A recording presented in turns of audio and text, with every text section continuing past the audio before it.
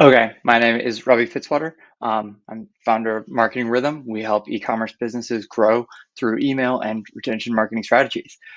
We have a little bit different way we approach email marketing and kind of like the system we use to kind of look at things and kind of like frame things. And I wanted to kind of walk everybody through that. We get questions like what components need to come into our email marketing? Like how should we think about our email marketing? What does your email marketing ecosystem look like? It sounds kind of crazy, like email marketing ecosystem, yeah. Long way of saying, hey, what are the different components of our email marketing? How do those work together to kind of get us where we want to go, and how do we use those to grow? So I always think about those with like three different pillars. We're gonna have three different areas that we want to really focus on and kind of improve on to really get our email marketing to where it needs to be and kind of that evolution. So the first one is going to be our audience. Hey, how do we understand who our audience is? What makes them unique and different? What are the different components of our audience that are most valuable? How do we grow that audience, and how we consistently reach that audience through consistent good deliverability? Then the second component is going to be our automations. This is kind of the baseline of like, hey, this is the foundation we really want underpinning our e-commerce store, because hey, these are going to be what kind of drives people in through that first purchase consistently and also keeps them coming back in the store on a regular basis. So these are going to be automations based on triggers around behaviors that somebody takes or doesn't take that we want them to take. And basically those automations really allow us to kind of drive those first time purchasers and hopefully get them coming back in the store, and they really work for us in the background very consistently. So once they're up and running, they kind of work for us in perpetuity, and we can gradually improve and evolve them over time. But once we've got those in place, we have a really strong foundation, and we gradually improve on that foundation over time. From there, we think about, hey, how do we send campaigns? How do we get into a drumbeat of consistent campaign sends so we can consistently inform, educate, and entertain our audience so they're ready to purchase? They're excited. They know what's going on, and essentially, so many different products or categories that people may fall into, like their customers are going to need another one of their products eventually. Like they may have a replenishable product, a product that's going to again have a use case of a certain use over time, or they may have complementary products that go along with it. Like they're probably going to need to make that purchase again over time. This is where we just want to keep them engaged, keep them informed, and also we want to like possibly sell to them around the holidays. Again, educate and inform them around how they can use the product differently or how this complementary product may enhance it. Basically, we want to be able to send on a regular basis and build our audience so they're engaged and ready to purchase when we do have something that we want to drive. So when we do want to drive some purchase decision, or we want to have some type of promotion. So where those all overlap is kind of unique and different. I'm going to walk through those, kind of talk about the different components of them, and think about how we can use them to keep our marketing evolving, and kind of the steps we go through when we want to think about those. So steps for developing. Hey, how do I understand my audience? And who is your audience? And then who are our most profitable categories, and who do we want to really serve inside that audience? And when we're starting to build that audience, we want to understand, hey, how do we grow our list? So this is going to be those pop-over forms, the sign-up forms, like again, and anything connected with our CMS. It allows us to capture an email or in a lot of cases SMS too, because like they're kind of like both becoming two different forms of the same thing. Becoming more and more intertwined, SMS and email. But how do we collect those emails in a way effective enough that we can again get those onboard those emails really smoothly, get people signing up effectively, and also how do we collect data in there? So who are our segments that we want to collect data around? Maybe what are the use cases for those products? Basically, what are the we have another video around, have another article and a video around what's our like how do we segment, and we talk about our primary segmentation variable. So what is that primary segmentation variable that we're going to use to understand, hey, who's going to be our customer, how are we going to serve them differently, and how are we going to separate those into different distinguished buckets to give them the value that they need or communicate with them in the way that they're going to be most effective to understand it. And then from there, what other insights do we want to collect? What first party data do we want to be leveraging through the consistency of our customer journey, and how do we want to be able to leverage that in different ways, and what do we want over time? Like we're not going to get all the data out of the gate, but how do we collect those over time to improve and enhance what we have so we can like improve the relevance of our consistent email communications. So this is where we're going to be working on building that audience, understanding that audience, and developing feedback loops to really serve them in unique and different ways. And while we're doing that, we're going to make sure we're going to be having a high level of but we're going to be keeping an eye on our deliverability for our automations and our campaigns. So we know we're a reputable sender. We're going to be again reaching the inbox on a consistent basis, and we're going to be adding value. But that deliverability kind of like everything kind of depends on that, because if we're not going to have a high level of deliverability, we're going to be going to the spam folder. We're going to be going to the promotions tab. We're not going to be inboxing as much. And that doesn't give us a chance, because, hey, if we hit somebody's spam folder, like they may check it eventually, but they're not going to check it on a regular basis. And if we're hitting their spam folder, we're probably doing something wrong, and we want to be able to correct that. So we want to keep an eye on how healthy is our list. What does our list hygiene look like? And that's that kind of hygiene component that we really need to keep an eye on a fairly regular basis. Deliverability is a really big component to our lists. If our message is relevant, if it's adding value, if it's not spammy, it's going to likely have a higher level of deliverability. So from there, we go to our automations. The automations is the second bucket we really focus on, because, hey, once we have people coming to the store, once we're building our list, we know we want to be driving specific behaviors around our store. So the automations are what's really going to serve as kind of the email foundation for so much of the work we're going to do. And those automations ideally are going to hopefully help people drive that first purchase, get them in the door, get them understanding what products we serve, what products we sell, how we serve customers differently, making them feel confident and secure making that purchase decision. And that's where, again, we drive those first-time purchasers, and then we can also pull people back into our funnel to create repeat purchasers through our like a win back or a replenishment sequence. But basically, this is what's going to be like working for us in the background on a consistent basis, because once we introduce those automations, we're going to have a solid baseline of consistent performance month over month over month as we bring more new customers into the store. This is just kind of a great process for driving revenue in the background for us. And every time we introduce a new automation, it increases that level and levels those up. So as we gradually introduce those, we're going to want to understand a few things. Basically, what's our customer life cycle look like? And what's that purchase frequency? What do they need? Are they only going to be in a certain range? Do they need things on a fairly frequent basis? Is that replenishment cycle going to be shorter or longer? What does that customer life cycle look like? And then we're going to understand what behaviors we want to drive along that journey. So what behaviors do we want to see? Do we want to see people coming back early? Do we want to see people coming back and buying a complementary product to what they purchased the first time? How are we going to drive that behavior? And basically, we're kind of using those automations to reverse engineer those behaviors in the way we want to see them. So this is kind of like think of like good dog, bad dog rewards. Like, yeah, we want to see somebody again make that second time purchase. We want to see somebody come back in the door. But if they don't, we want to again pull them back in and get them back in. So what do we need to do that? Do we need to send a discount? Do we need to send some type of content that kind of pulls them back in and engages them? But basically, we're going to be using those to drive the behaviors we want to see, because we want to create that repeat purchase behavior. And we want to do that in an automated way, because these are going to be super relevant, super contextual, because they're triggered based on that person's behavior. So it's typically very relevant, very highly targeted, and it's really like unique, specific and valuable for them. So it has a little bit more, again, context around that email, which makes it a little bit easier for that email to perform well. From there, we also want to consistently be testing these automations. And while we're testing them, this is kind of our digital sandbox where we get to understand what messaging works, how those value propositions work, what's really driving value.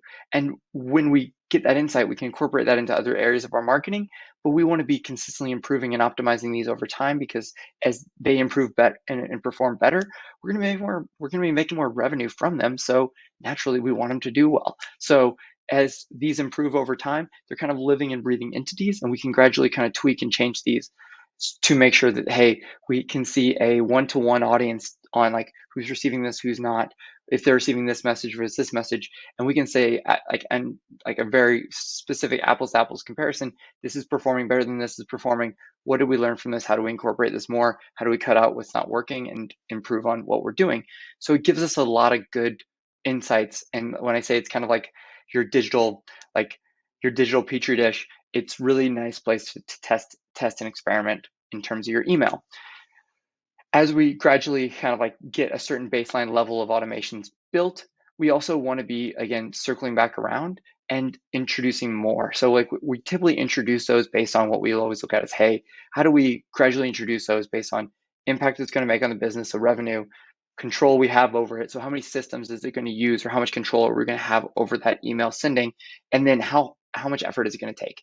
And if we can get a good, again, if we can understand what's going to be performing the best at all three of those levels, we kind of average those out, and whatever has a highest score is typically what we focus on next. So we can really start to really be strategic and intentional about what we introduce, when we introduce it, so we're not kind of shooting from the hip when we're introducing new automations. The third area we really look at from there is, hey, our campaigns. This is where everybody thinks of when they think of email marketing. They're like, oh, can we send an email blast to this?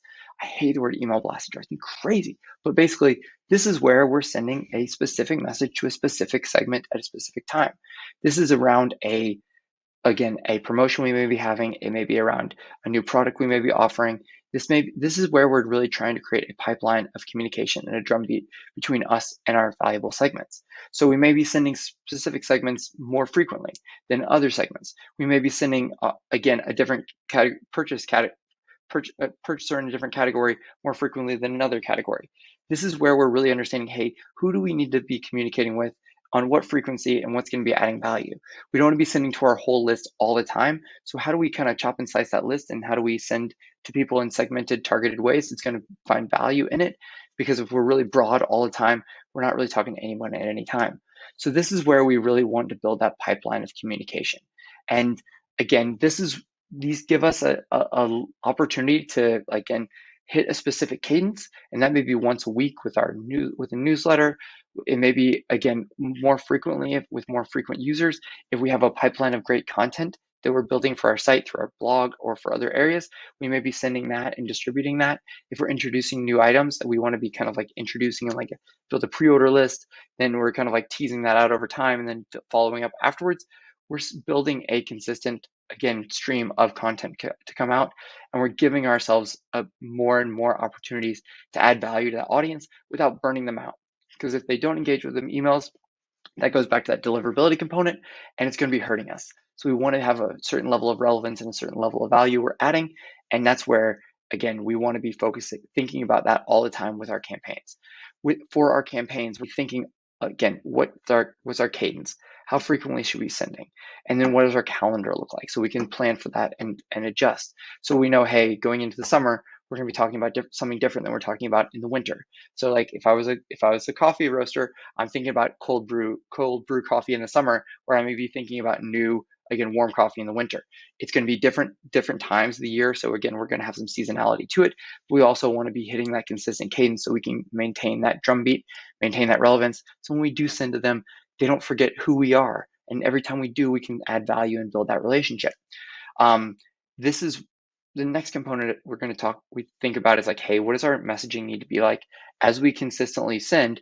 What messaging is working, what's not, what design is working, what's not, and we get to really hone and tweak our design and messaging so it's going to be authentic and consistent with the brand, but also hopefully adding value to our audience over time and keeping them engaged during the course of that customer journey, or also, again, just over a long window of time.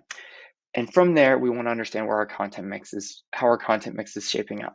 So if we're really highly promotional, or if we're, again, where we fit on the promotion versus the content value added content scale. So if we're super promotional, we may seem like a used car lot, like, again, buy, sell, sell, sell, sell, sell. It may not be as engaging because it kind of sounds like a one-trick pony. But if we're too, again, kind of content heavy on this side, we may not be able to drive the sales and revenue where we want to see, where we're a little bit too warm fuzzy, a little bit too, again, softer on the edges, and we're not driving the value we want to create. So we really need to understand what does that content mix need to look like, and how do we kind of like give, and then ask. So how do we share content, add value through content, and then ask for a sale?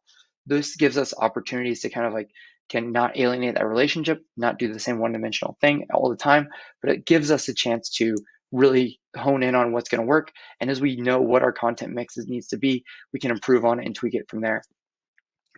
Where the real magic happens in the overlap of these is we can see, hey, where audience and automations overlap, that's where our first-time customers live. Like that's what we're doing to create first-time customers.